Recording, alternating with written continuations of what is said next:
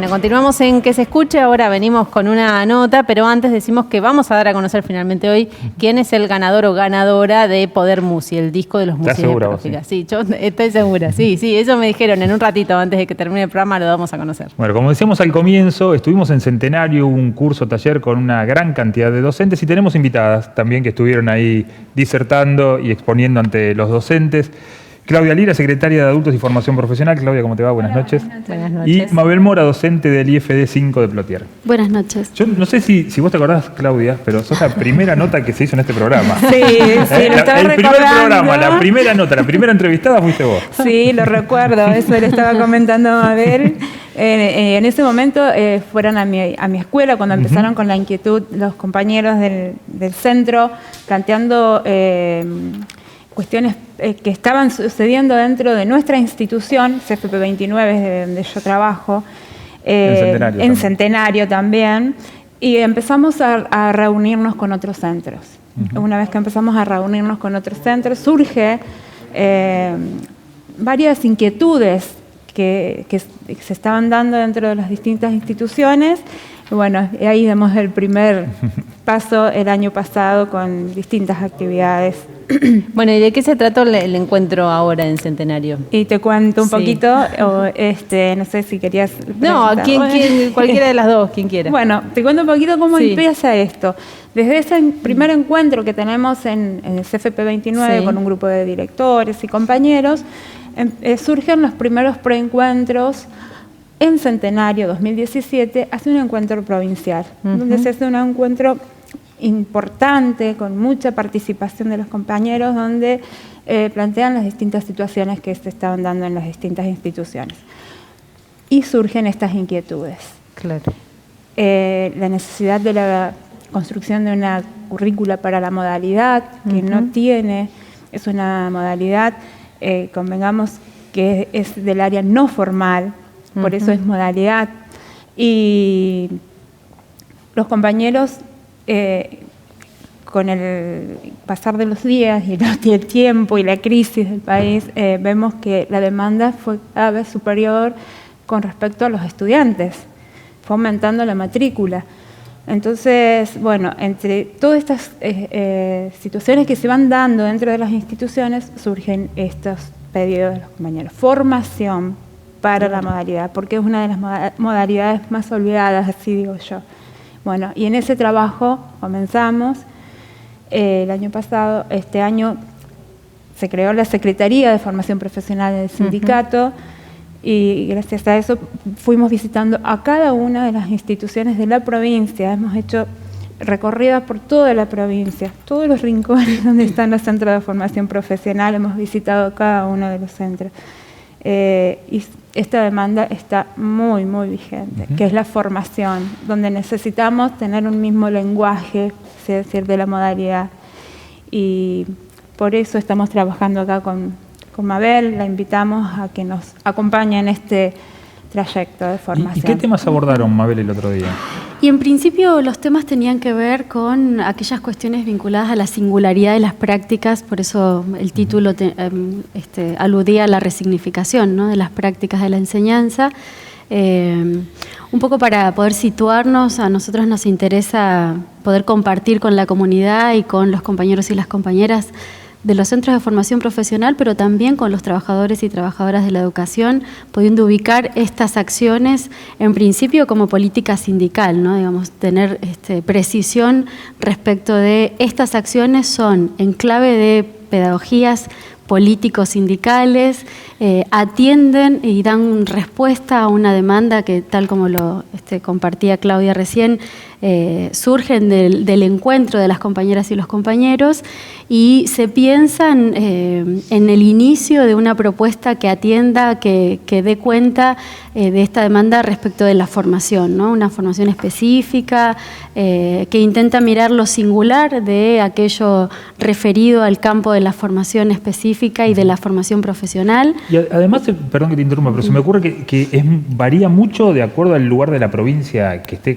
situada cada institución, ¿no? Sí, sí, no solo varía, y quizás Claudia pueda contar un poquito sobre eso que hace a lo particular de cada una de las instituciones, sino se vuelve distinta y marca la diferencia, en principio por, bueno, esto que refería Claudia sobre hablar de una modalidad, pero también hablar de una modalidad que se constituye en función de eso que hace a la formación profesional o a la formación específica, ¿no? Son centros de formación profesional donde los compañeros y las compañeras tienen una gran formación específica en el saber hacer, en la práctica, en el oficio, en eso que se aprende, que no sé, se puede heredar también, pero de lo que hay vacancia es de aquello específico en relación a la enseñanza, ¿no? Si hay algo que nos caracteriza, tiene que ver con la formación pedagógica y aquel asunto de saber enseñar. Esto que sé hacer lo puedo y lo sé enseñar. La enseñanza es una práctica intencional, situada, digamos, podríamos tener mucho tiempo para conversar sobre qué es en todo caso la enseñanza o qué son las prácticas de la enseñanza. Pero sí sabemos que estas son pequeñas acciones, primeras acciones que dan respuesta a asuntos específicos que intentan mirar prácticas singulares, situadas, particulares, en un contexto general, ¿no? Otro de los asuntos que también trabajamos en este primer encuentro tenían que ver con poder entendernos en el marco de una política específica, que es la política de la educación, las políticas de la educación que atienden a la educación en el marco de una propuesta sindical, con una posición política puntual. Digo, no es que nos reunimos a conversar de algún asuntito, no, nos estamos juntando para poder revisar qué está pasando. En principio tiene como mayor peso, mayor fuerza hablar de los centros de formación profesional, pero también es importante hablar de la modalidad de educación primaria de adultos y jóvenes, ¿no? Donde también pensar una modalidad, discutíamos respecto de modalidad o nivel o qué, si hay tanto de lo específico, me parece que tener esa posición, digo, de la colectora cuando hablamos de modalidades, me parece que no alcanza, ¿no? Para atender lo que estamos queriendo atender. Como alguna conclusión a compartir es poder ubicarnos, reconocernos en aquello que entendemos que tiene que ver con hacer escuela. Una de las discusiones muy significativas siempre es: yo no soy docente, no soy profesor, no tengo el título, como primera respuesta. Entonces decimos, para hacer lo que estás haciendo, evidentemente algo del orden de la educación has tomado y enseñás. Y como enseñás, haces escuela. Y hay mucha gente que enseña que se suma de grande a enseñar también, exactamente, ¿no? Sí. En formación profesional, que se suman a enseñar y que se suman a aprender. Claro.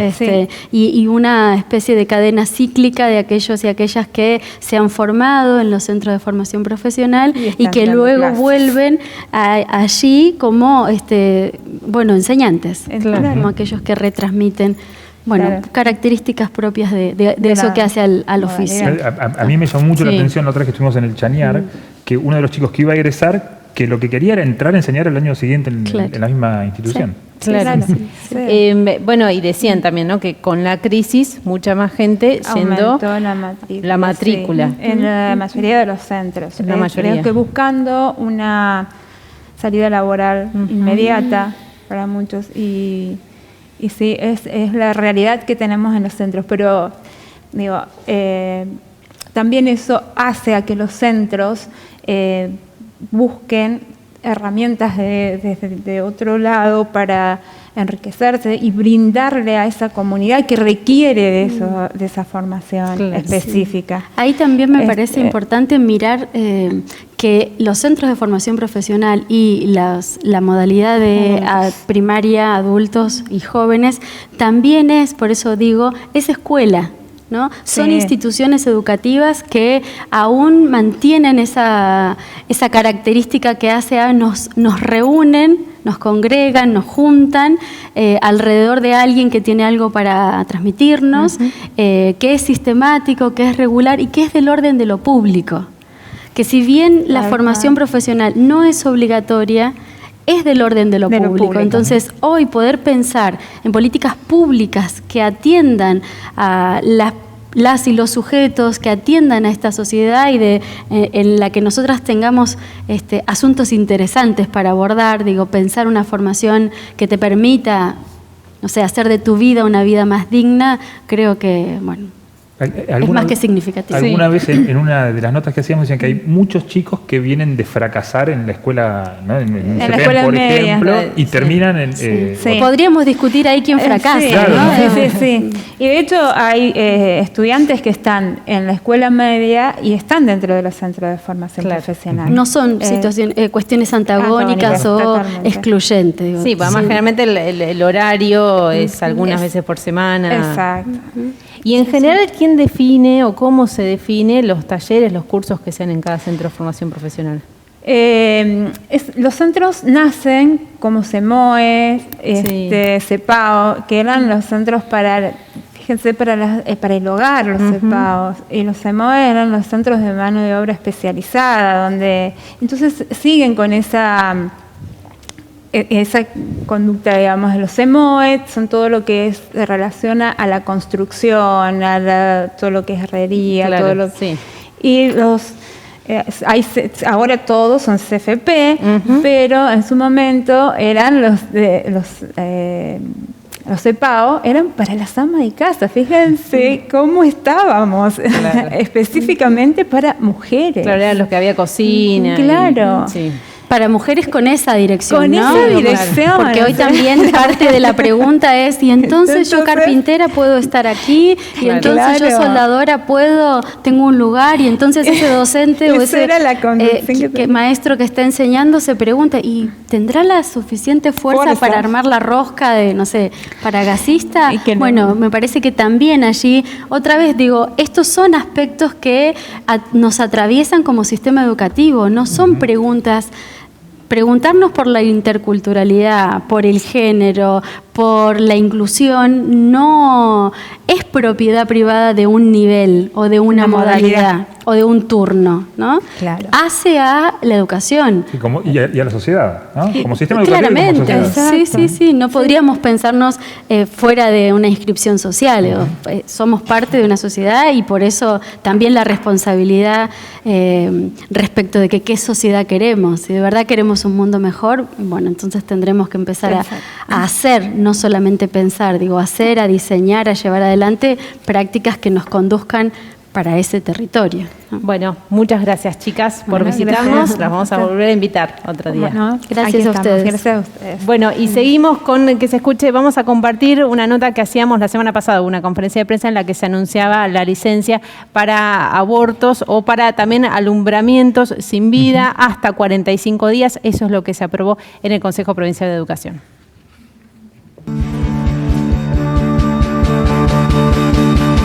Para nosotros como organización sindical es una jornada muy importante porque estamos anunciando una conquista de un derecho en el marco de una política que viene llevando nuestra conducción, en nuestro sindicato ATEN, en defensa de los derechos de nuestras compañeras. Pero yo quiero reivindicarlo como conquista sindical, que lo hacemos a partir de la relación que establecemos también con otras organizaciones de compañeras comprometidas con la defensa de los derechos de las mujeres. Y en un día muy particular, ¿no? En el cual este es el día contra la violencia, contra todas las violencias hacia las mujeres en la provincia, y que precisamente se conmemora en homenaje a la compañera Ivana Rosales.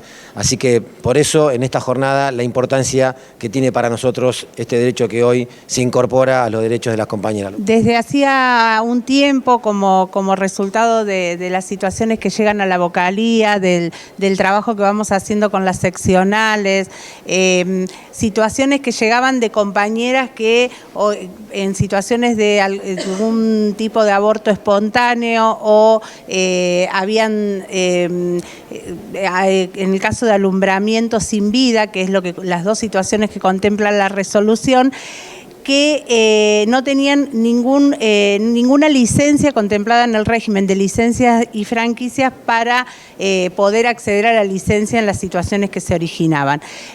Fuimos resolviéndolo con las compañeras y los compañeros, pero en función de situaciones que se resolvían puntuales, y sí estábamos convencidas de que había que trabajar en que el derecho estuviese garantizado. Como resultado de eso, el trabajo que hicimos con las compañeras del sindicato, con las compañeras de Socorro Violeta, con las compañeras de La Revuelta, fuimos pensando en una norma legal que fue la que se presentó en el cuerpo colegiado y que fue aprobada ayer por unanimidad, que precisamente incorpora en el régimen de licencias vigentes la licencia para todas las compañeras mujeres y personas con capacidad de gestar de hasta 45 días en los casos de aborto espontáneo o alumbramiento sin vida. Lo evaluamos como una conquista de Aten y que justamente la festejamos porque tiene que ver con lo que nos pasa como mujeres, con lo que nos pasa como personas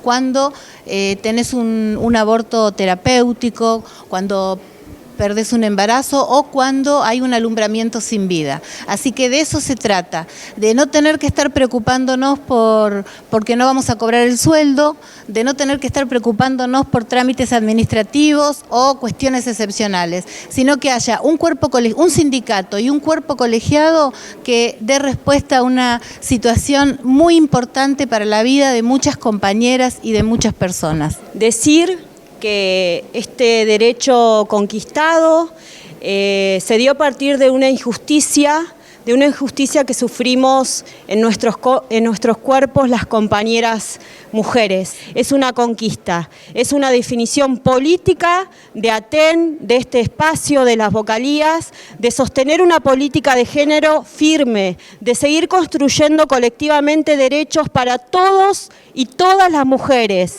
Nos parece que es un avance importantísimo en relación a lo que planteaba Marcelo, a la construcción de una sociedad más igualitaria para todas nosotras, a tener garantizado nuestro derecho a la salud integral, y en este sentido era muy importante porque además las compañeras, al no tener licencia, si no tenían la antigüedad necesaria para usar otra licencia, además perdían salario y perdían la obra social.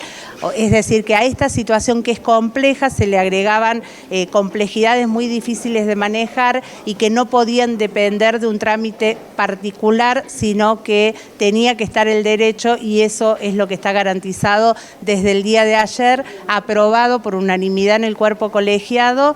Y también quiero destacar esto, digo, que el cuerpo colegiado por unanimidad apruebe esta licencia, también habla del posicionamiento que hemos llevado a todos los lugares donde estamos las compañeras mujeres, y en este caso en representación del sindicato.